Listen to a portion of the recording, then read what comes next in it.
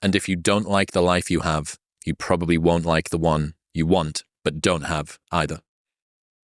Yeah, this one I think about all the time because I think about the life that I have now, and I know that I wanted this life. But the equal opposite of that is that when I was poor, I was pretty happy.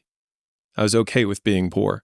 And now that I am rich, I'll put quotes on that, degrees, it's about the same.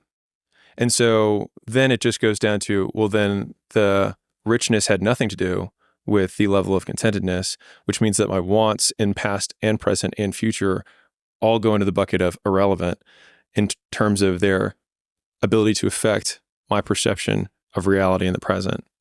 And so in thinking about that, it makes my wants have less stake today. And so a lot of anxiety that I think a lot of people have is around things that haven't happened yet, either good or bad. But the reality is that once you get the job promotion, you wanted it, you resettle. It's like whatever is about to happen is probably not as bad as that. Bad things aren't as bad as you think they are. Yeah, life is life. Well, it's the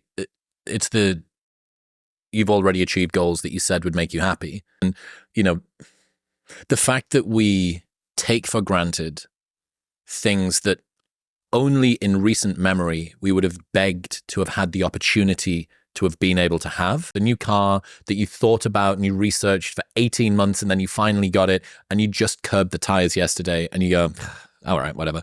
And you're like, you spent all of this time thinking about it. The house that you're going to move into, the marriage that you were going to do, the holiday you were going to take.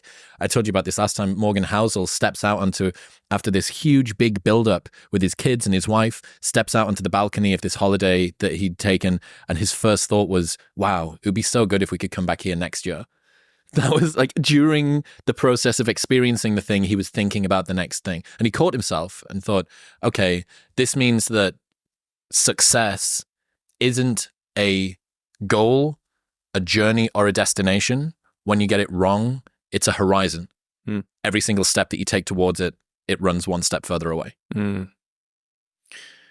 So during my year off that I took during the year of the sale, when I couldn't really work on the business because you don't want to change anything major when you're going through a sale.